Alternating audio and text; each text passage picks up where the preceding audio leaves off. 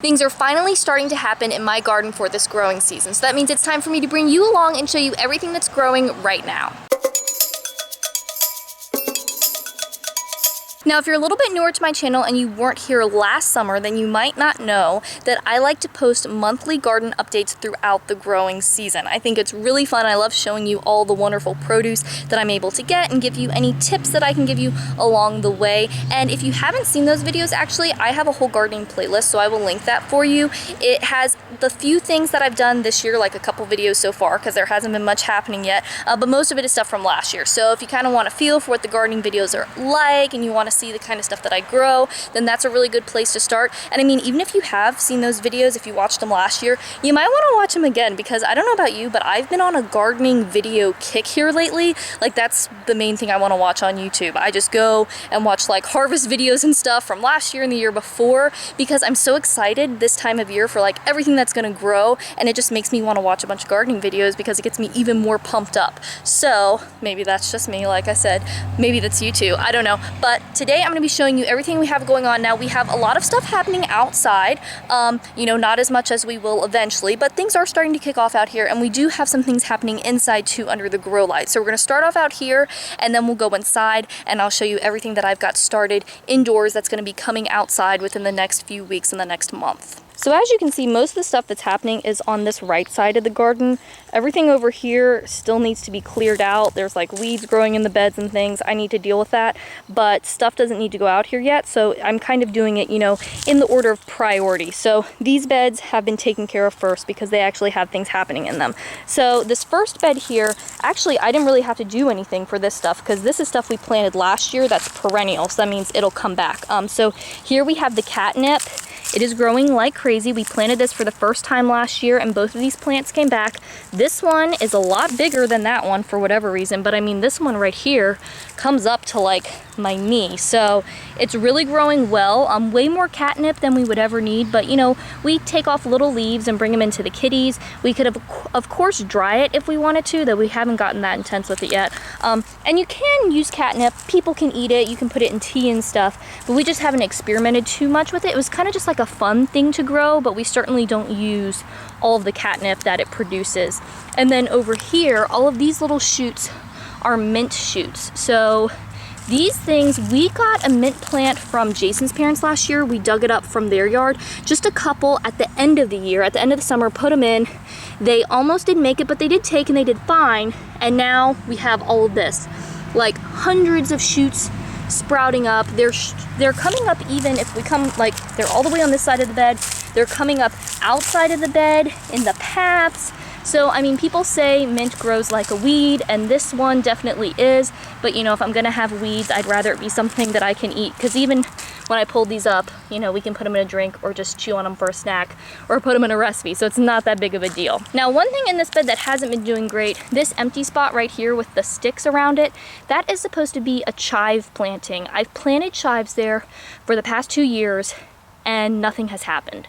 I thought maybe last year I didn't water enough, so I've been watering a lot more this year, and we've had a nice patch of rain for the past few days, and still nothing. So I don't know if this isn't a good spot. I don't know if I'm not doing it right. Maybe I just need to start them indoors. Bottom line, whatever I've been trying isn't working. So I think if I do them again, I probably would start them under the grow lights in a controlled area just to get them started, and then bring them outside, because this isn't working. And even though it would be easier to just plant them directly into the soil, if it's not going to happen, I'd rather do the extra work and actually get something rather than do the work to plant them out here and they never grow. Moving back to this next bed, this is more perennial stuff. So over here we have sage, and I'm trying to remember, I know at least one of these plants was transplanted last year. I think maybe this one from somewhere else in the garden.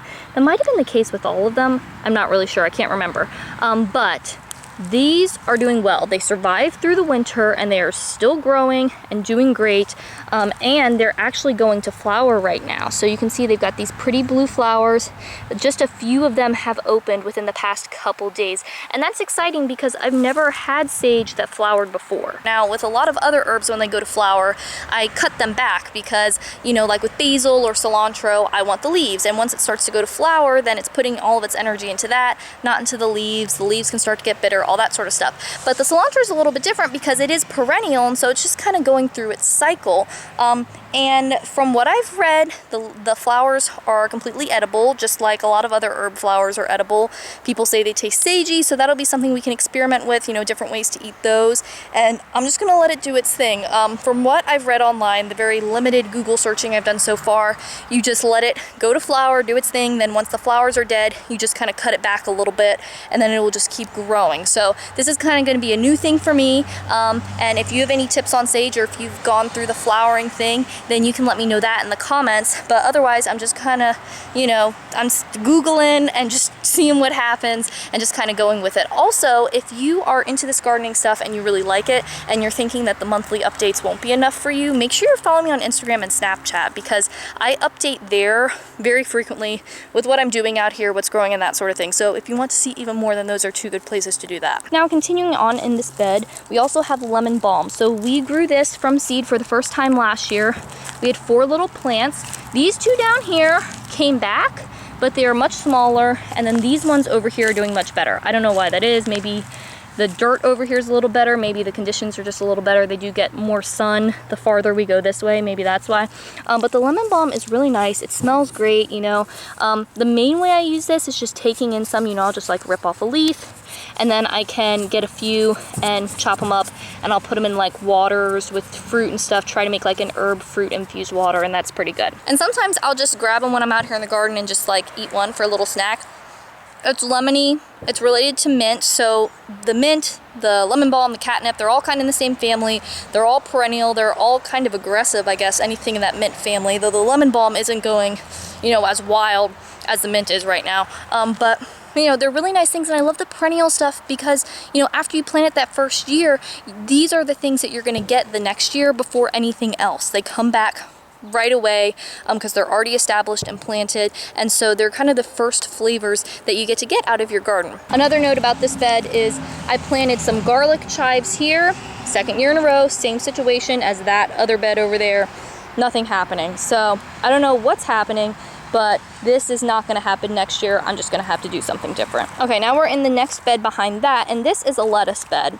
Now, as you can see, there isn't much going on. This is all loose leaf that I've planted here, and I've kind of put some sticks at different increments, like that one right there. I don't know how well you can see it because it's all kind of probably blending in with the wood chips, but there it is right there. So I've put that one right there to mark a line, and then I've kind of got them broken up. So over here is supposed to be arugula. Then we have 4 different types of loose leaf lettuces. That's a tongue twister right there. And then down here is Mizuna. And this one was the first one to come up, and it's actually doing something. So as you can see, we're actually starting to get some true leaves right here. And I'm gonna have to come through and maybe thin a little bit. You know, we'll see how they do if they start to just naturally compete each other out. But I'm probably gonna have to pull out some of these to make room for the others. But that's actually doing something. The other ones, I don't know. Like I said, we've had that long patch of rain, so I'm hoping that that will help.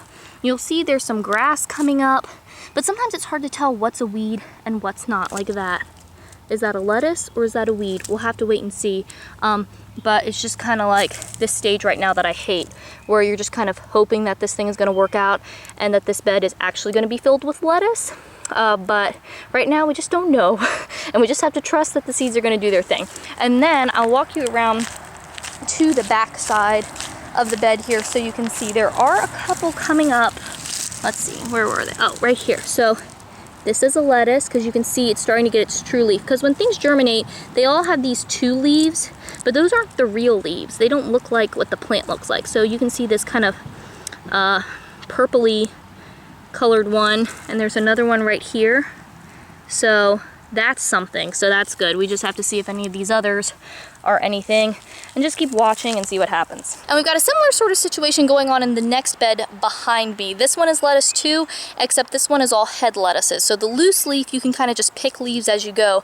These are all ones back here that you would harvest the whole head at once. So again, not a lot happening.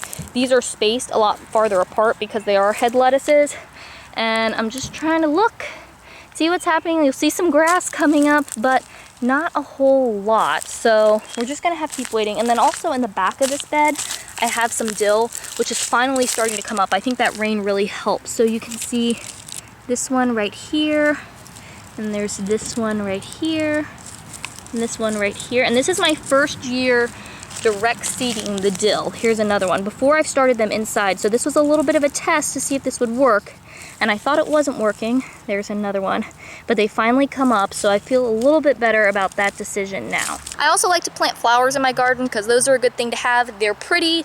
A lot of them are edible, which is a nice bonus, and they also bring in a lot of beneficial insects, pollinators, things to come in and make sure everything is getting pollinated, keep away some of the insects that maybe we don't want in the garden because they don't help and they do more hurting.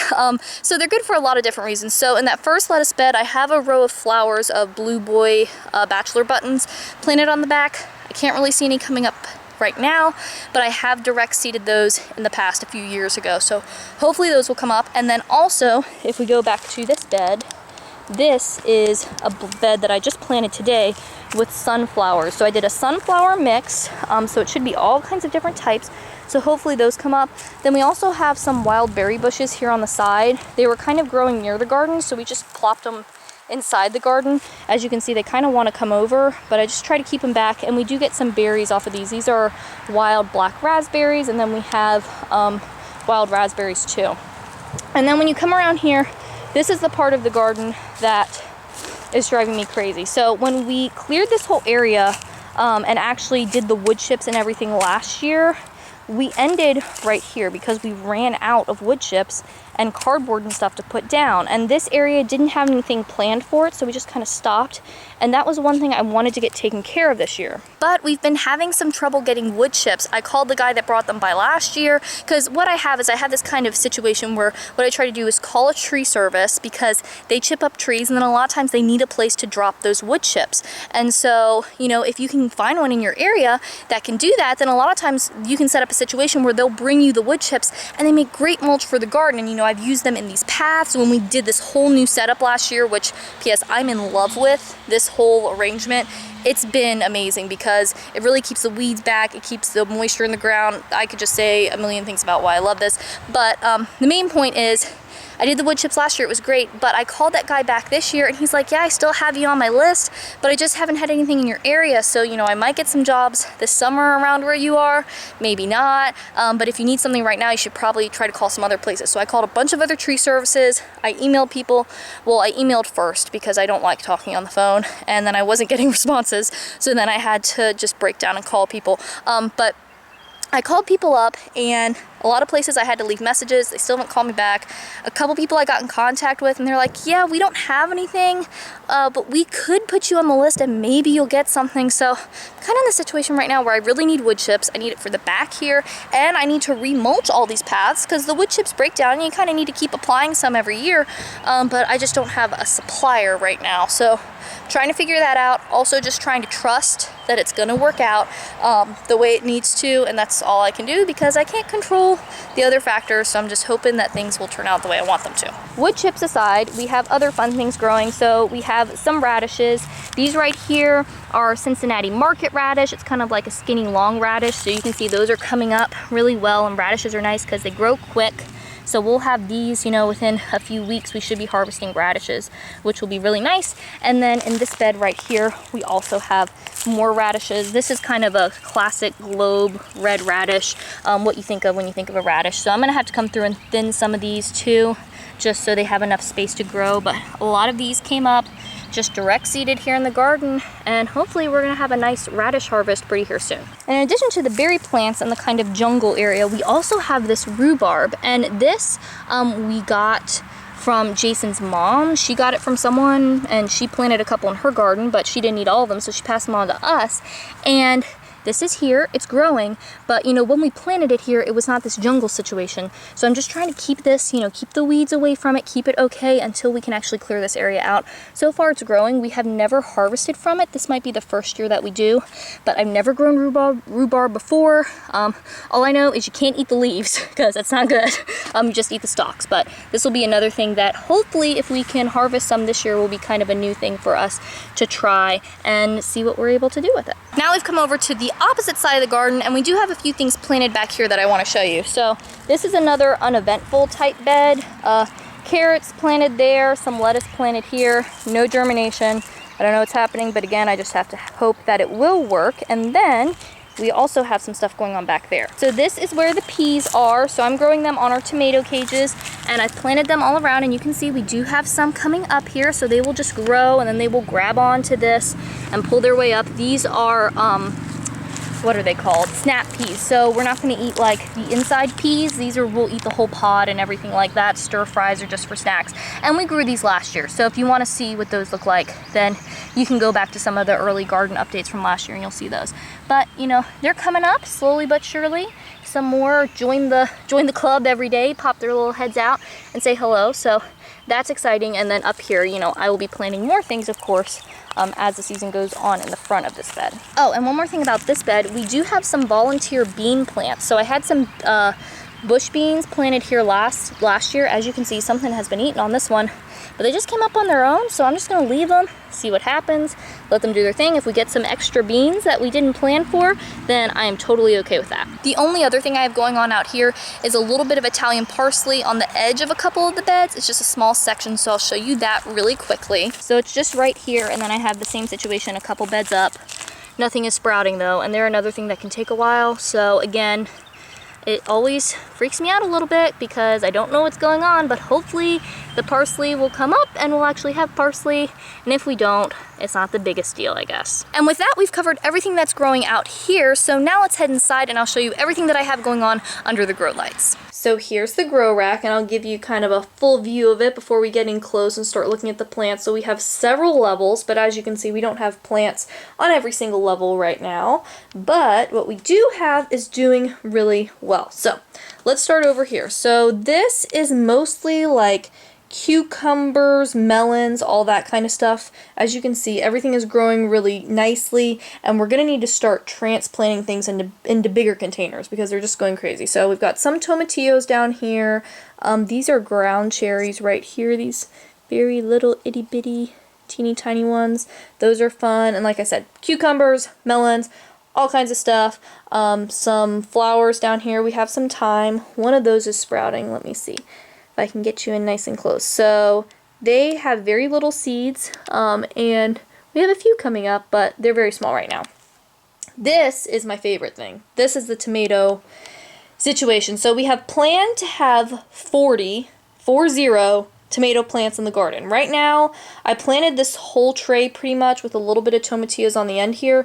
And of everything that's sprouted, we have, I think, like 63 tomato plants. So we have some extras. Some of them might not make it, obviously. But as you can see, these are getting very large too, and these need to be transplanted into bigger containers. So I'll probably be doing that this weekend. We've got a ton of different varieties, way too many to go through right now, and you'll get to know them a little bit better as the growing season goes on. But if you want to see some of the new ones I'm trying, I do have a video where I did a little seed haul, so I'll link that for you if you want to see the new stuff at least. And of course you can look at last year's video because we are growing a lot of the same varieties again.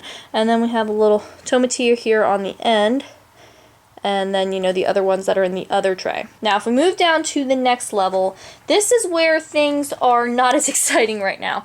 We have the grow lights lowered down real close because these are small. So this is a tray that I actually planted in a video where I showed how I start my seeds. So if you didn't see that, I will link that for you, and you can see where this all began. But down here we have marigolds. So these are all sprouting like crazy. If you watched that live stream, you saw I planted a ton of these, and I mean, they are doing great. They're almost all have come up, so that's really nice. Then the next thing we have is borage. Now these are taking a little bit longer because not everything germinates at the same rate, but you can see we have one coming up here, and that is a pretty blue flower. We grew it last year. It's great, it's edible, the bees love it, it's just a good guy to have around. And then down here I also planted some globe amaranths. I've grown this for the past few years too, and it's great, but it's going to take a little bit longer before that comes up. Then this is the pepper situation, and this is a little bit of a fail, but I think we're still gonna make it. So I had planted these like over a month ago, okay, but I was trying to use a different method, plastic bag, it's a whole thing. Bottom line, it didn't work for me. I don't know what happened. So then I had to restart everything. So it put me like a month behind where I wanted to be. So they're growing, but they got a little bit of a late start, which is unfortunate, but we still have plenty of time to get peppers off of them. It's just later than I wanted. So we have tons of varieties. Again, you can watch that seed haul video if you want to see the new stuff. A lot of these peppers are new, actually, which is really fun. Most of them have come up now. Some of the really hot ones, like this is ají crystal, they're hot. Some habaneros here, they haven't come up. Some Thai hot peppers, they haven't come up. And the hot ones normally take a little longer, and the germination rates just usually aren't as good on those in general. So I'm not too surprised, but everything else is growing pretty well, so we will have lots of pepper plants. And then we can move down here to the end, we have basil, and I love basil in the garden. It's one of my favorites, so we have a lot of it. Thai basil right here, we like to use that especially for drunken noodles, and that did really well last year. Italian basil, just like a nice good basic to have. And then this down here is purple basil, which we have never grown before, and you can see all of these go all the way back to the back of the tray, and I just overseed the cells, and then we'll break them apart and plant it all over the garden. But get up close here on the purple basil, you can see it's pretty purple, so I'm excited for that because it is something new. I don't know if the flavor will be that different, but just having the different colors I think will be really, really fun. Alright, so now I thought I'd sit here and talk to you a little bit face to face in the glow of the seed rack. So everything, like you can see, is doing very well, which is really exciting for me. And usually most things do. And that's the thing with the garden. I enjoy it because it's not about everything being perfect. I know everything isn't always going to work out, but I know that a lot of it will work out, and I think that's fun, just like seeing what works, what doesn't, trying different things, trying different produce, and like experimenting with different methods for growing the produce and all that kind of stuff, and just learning more every single year about what works